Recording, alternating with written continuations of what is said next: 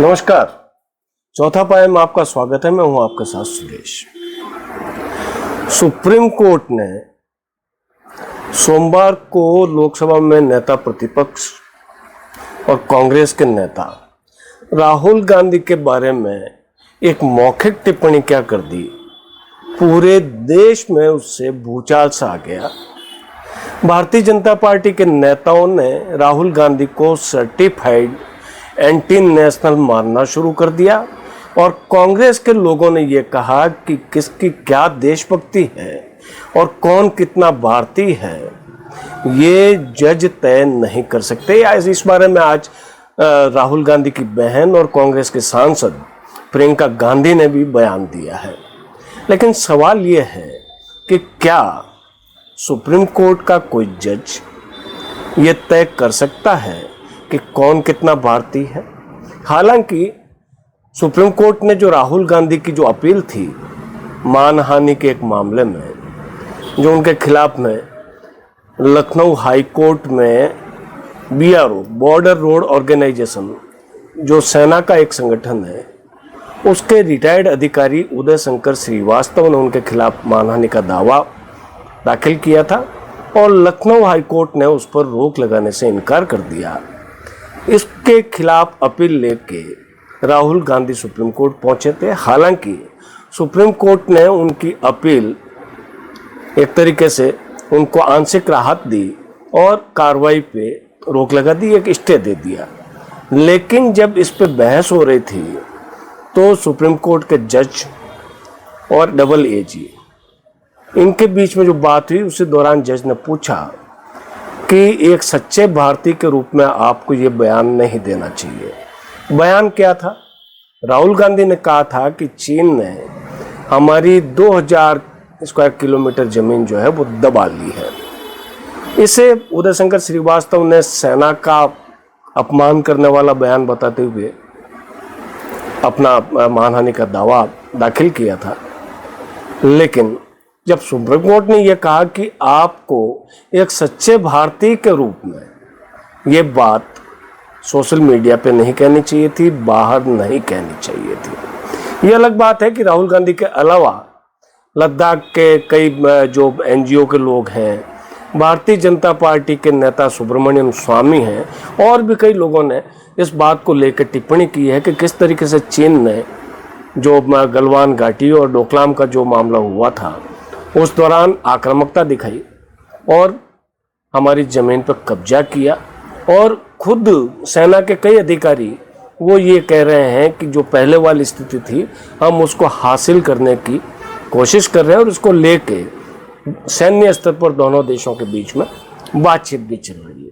लेकिन इसी दौरान जब ये बयान आता है कि राहुल गांधी अगर एक सच्चे भारतीय हैं, वर्ड है, अगर वे सच्चे भारतीय हैं तो उन्हें ये बात नहीं कहनी चाहिए थी, और इसी बात को लेकर विवाद हो रहा है। इस विवाद का जवाब आज प्रियंका गांधी ने कहा कि कोई भी जज ये तय नहीं करेगा कि कौन कितना भारतीय है और उसमें कितनी राष्ट्रीय भावना है।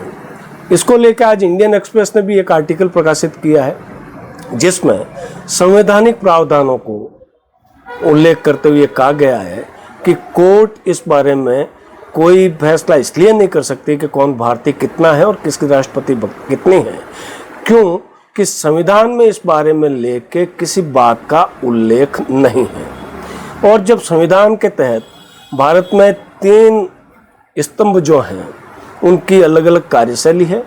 न्यायपालिका का काम है संविधान की रक्षा करना, और जो विधायिका है उसका काम है कानून बनाना, और जो कार्यपालिका है उसका काम है इन कानूनों को लागू करना, क्रियान्वित करना। ये काम डिफाइंड है संविधान के अंदर। लेकिन चूंकि भारत एक डाइवर्सिफाई कंट्री है, इसमें विविधता, देश में विविधता है, कई भाषाएं हैं, कई जातियां हैं, कई धर्म हैं। संविधान सबको एक समान नागरिक होने का अधिकार देता है। इस बात को लेकर आज इंडियन एक्सप्रेस ने अपने आर्टिकल में उठाया है। हम भी इस बात को ये मानते हैं, चूंकि मैं भी एक कानून का विद्यार्थी रहा हूँ, तो संविधान जो कहता है वो संविधान ये कहता है कि, लेकिन इस बात में संविधान में कहीं कोई उल्लेख नहीं है जो भारतीयता की परिभाषा और जो कोई ऐसा पैमाना निर्धारित करे कि किस में कितनी राष्ट्रभक्ति है। इस बात को लेके जज साहब की जो मौखिक टिप्पणी है उसको लेके सवाल उठाए जा रहे हैं। सवाल कितना जायज़ है, कितना जायज़ नहीं है, इस बात पे हम कोई टिप्पणी नहीं करते, लेकिन हम संविधान की बात करते हैं कि पहला तो ये कि संविधान में कौन भारतीय है, जो भारत का नागरिक है वो भारतीय है, इसके अलावा कोई परिभाषा नहीं है। और दूसरा, राष्ट्रभक्ति मापने का कोई मेजरमेंट, कोई पैमाना संविधान के अंदर नहीं है। और जो संविधान के कुछ जानकार हैं वो ये कहते हैं कि ये जो इंस्टीट्यूशनल बाउंड्रीज जो है, इस तरीके के जब बयान आते हैं तो उसको ये माना जाता है कि उसको लांघने की एक कोशिश हुई है। अब क्या कारण है, क्या नहीं है? कारण कि हमारा संविधान जो है वो right to freedom of thoughts, विचारों की आज़ादी, दूसरा आपके कॉन्शियस, और तीसरा एक्सप्रेशन और बिलीफ, इनकी आज़ादी जो है वो हमारा संविधान तय करता है। अब सवाल यह है कि जज साहब ने सवाल उठाया कि राहुल गांधी को सोशल मीडिया पे और सार्वजनिक रूप से ये बात नहीं कहनी चाहिए थी, उनको संसद में ये बात कहनी चाहिए थी। संसद में भी ये बातें कई बार हुई होगी, संसद के रिकॉर्ड पे भी होगा, लेकिन क्या इस बात को एक आदर्श उदाहरण बनाया जा सकता है कि क्या कोई भी नेता सरकार के खिलाफ सिर्फ पार्लियामेंट में बोले और वहीं सवाल उठाए? पार्लियामेंट के जो सत्र हैं वो सीमित होते हैं, 3 सत्र होते हैं एक साल में, और उसकी अलग अलग उसकी तासीर होती है, उस दौरान सवाल उठते हैं और उसके एक प्रावधान है, उसमें बात रखने का जरिया उनको मिलता है। लेकिन आज तो हालत ये हो गई है कि पक्ष और प्रतिपक्ष दोनों एक दूसरे को अपना दुश्मन मानने लगे हैं, और कारण ये है कि संसद चल ही नहीं पा रही है। संसद में सिवाय ऑपरेशन सिंदूर पे जो विशेष चर्चा हुई, इसके अलावा कोई खास कामकाज अभी तक नहीं हो पाया। तो ये तो संसद के हालात हैं, तो कोई आदमी कहाँ बात करेगा? कुछ संविधान विशेषज्ञ ये कहते हैं कि जो संविधान का अनुच्छेद 14, 19 और 21 है, ये भारतीय नागरिकों को बराबरी, अभिव्यक्ति की आज़ादी और जीवन जीने का अधिकार, बाद में इसको ये कर दिया गया सम्मान पूर्वक जीवन जीने का अधिकार देते हैं। तो क्या जो सुप्रीम कोर्ट की जो मौखिक टिप्पणी है वो इसके दायरे में आती है? ये एक बहुत महत्वपूर्ण सवाल जो है वो सुप्रीम कोर्ट के जो टिप्पणी की गई उसकी आलोचना करने वाले लोग कह रहे हैं। कल कांग्रेस के जयराम रमेश ने एक लंबा चौड़ा ट्वीट किया, उसमें उन्होंने अपनी बात कही, लेकिन जो राहुल गांधी की तरफ से कोर्ट में डॉक्टर अभिषेक मनु सिंह भी पेश हुए थे, उनका ये कहना था कि हमारी बात कोर्ट ने मानी है, और चूंकि ये फैसले में नहीं है, एक मौखिक टिप्पणी है।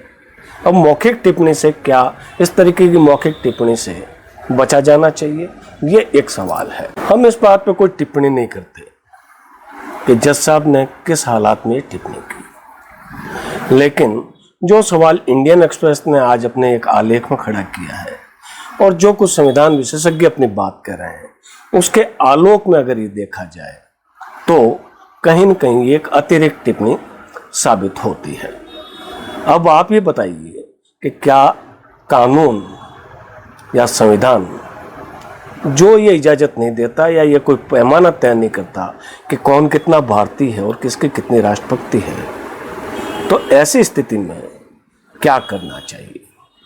हर हालतों को बचना चाहिए, ये तो सभी बात कहते हैं, लेकिन जो परिस्थितियां हैं, जिस तरीके की जो वो हुई है, और आज इस बात को लेके देश की राजनीति में भी एक तरीके से उबाल है।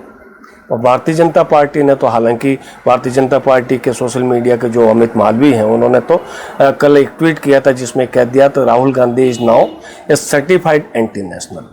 कई तरीके के ट्वीट जो है वो कल से इस मामले को लेकर आए हैं, लेकिन हम ये कहते हैं कि न तो अदालत की आलोचना उचित है और न ही ये कृत्य उचित है कि आप कोई बात अगर करें तो वो ये मान के चलें कि सरकार हमारी दुश्मन है। ये हम राहुल गांधी के लिए भी कहते हैं, कारण कि एक बात बहुत साफ है हमारे संविधान में, जो ये कहती है कि government is not a nation.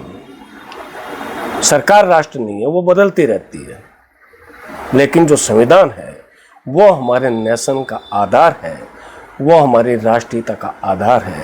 हमें संविधान का पालन करना चाहिए और उसका सम्मान करना चाहिए। आज इस मुद्दे पे हमने चूंकि इसलिए बात की, प्रियंका गांधी ने यह सवाल उठाया है कि कोई जज किसी की भारतीयता निर्धारित नहीं कर सकता, और भारतीय जनता पार्टी ने सिर्फ एक मौखिक टिप्पणी को अपने राजनीतिक फायदे का विषय बना लिया, और ये कहा जाने लगा कि राहुल गांधी ने कई बार जो है वो एंटी नेशनल बातें की है, और अब तो चूंकि सुप्रीम कोर्ट ने कह दिया है तो वो एक सर्टिफाइड एंटी नेशनल है। आपकी इस मुद्दे पे क्या राय है, हमें कमेंट बॉक्स में ज़रूर बताइए, और आप हमारे चैनल को लाइक और सब्सक्राइब जरूर कीजिए। कल आपसे किसी और मुद्दे पर मुलाकात होगी, तब तक के लिए मुझे दीजिए इजाज़त। नमस्कार।